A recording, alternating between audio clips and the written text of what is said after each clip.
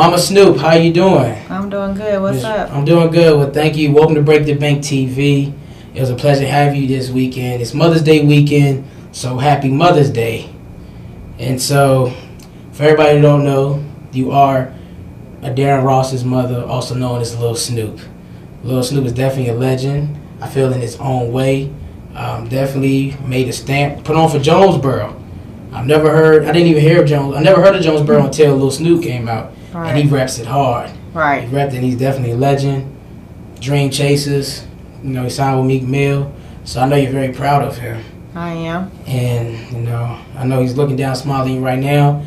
And it's weird because who would have thought, out of everybody you could have spoken to, you decided to speak with me. So you really give me a great opportunity, a lifetime, and I'm forever grateful, and I really mean that.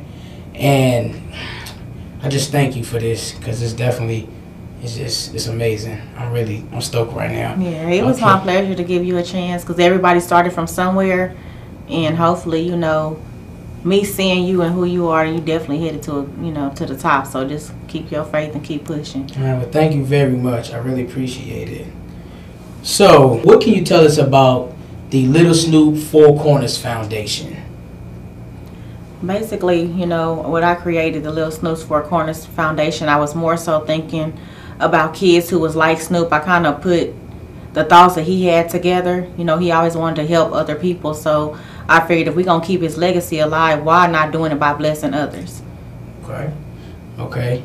And so, how did Snoop actually get the name? How did he get that nickname? Well, it was Lil Snupe. He gave that part to himself.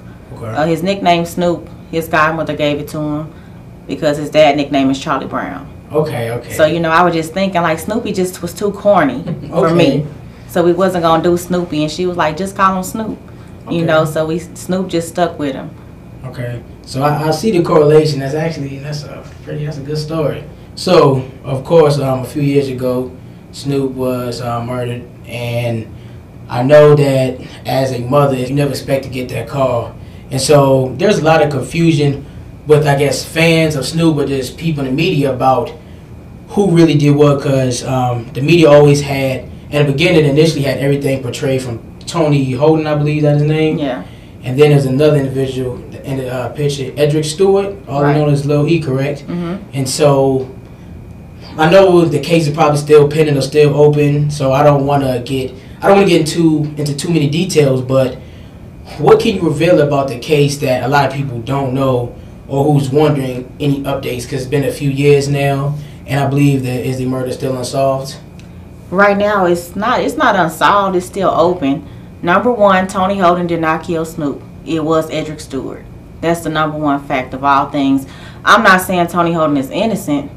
His bullet just didn't kill Snoop.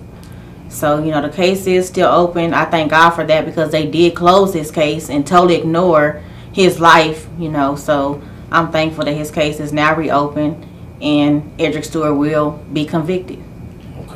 Okay. And so Edric Stewart was a friend of Snoop's, correct? Yeah, he was a bishop to Snoop. That's what he was, bishop. Off Juice. That's what he was. Right.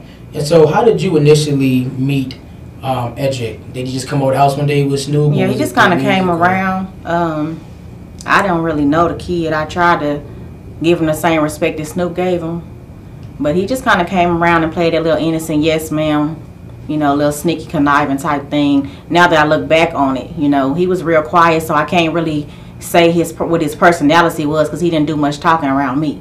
Okay. But he did portray to be a friend. I can say that. Okay. All right. And so initially, what was the story that you heard before you maybe found out the truth or found out initial details? Because all over the blog sites, it was supposedly like over a dice game, and then you was like a video game, and then it was this person did that. So what were you initially told, I guess, from Edric or Tony, if you even spoke to them when it first happened? As far as I knew, I got a call that, my son was dead and that Tony Holden had killed him. Okay. That's all the information I had. I knew it wasn't over a dice game. Snoop was not playing a dice game at the time, so I didn't have to worry about what the media took. They just wanted a story. Okay. Did you get a chance to speak to Edric yourself? Yeah, I've talked to him a couple times. He had about 7 different stories each time, so you know his word is definitely not his bond. So you can't believe nothing he say. Okay, and I know even not only as a mother, but as somebody who who's been through a lot yourself, and we all have been through different things. I guess you never surprised. You didn't expect somebody who was supposedly one of Snoop's friends to even come to in your mind or even come close to being actually true. Correct? I really can't say that because that happens all the time. So I can't say that. I can say that I never thought it could happen to me. Okay. You know, I can say that before it's how it went down. That's every day. Okay. Judah started it all. You know, Judah in the Bible betrayed Jesus. So what can we say? That's every day. Absolutely. And so, and I really, you represent Snoop so hard. You really go hard for him. So what can you tell us about Snoop Sunday? I actually like to flip because, Sunday, and then Instagram, they also put hashtag Snoop Sunday with the SON. So tell us about Snoop Sunday. I just, I know like Snoop's spiritual side as far as everything. Snoop Sunday just sounded so good. And then we had to pick a day, so why not S with Snoop? It was just meant to be like that, you know what I'm saying? So we just try to reference him every day, but that Sunday is just a special day for him. And I think more than myself created that day, more so like the fans and supporters, they kind of help enhance that day as well. All right, okay. And so I see Snoop play a little basketball, right? That's what he say. Nah, he did. Nah, he really had a little 3-point shot on him, though. He really, yeah, he could play some basketball. Was he righty, lefty shot? Nah, he was right. Righty? Yeah. In the game, who was his favorite player? Or do you have a favorite team? Or his favorite player was Kobe Bryant. Yes, just indeed. Just like this guy right here. Yeah, that was his favorite player. Yeah. So it's Kobe. Did he win with 24 too? Because that's Kobe with 24-8. I don't know how much you know about basketball. I don't. So okay. So let me. Now we not about to go into. We not about to go into the ESPN combo. ESPN combo. Okay. Absolutely. So, what are some things that Snoop like to do, or what are some things that we don't know about Snoop besides rapping? Because everybody know he was a talented rapper.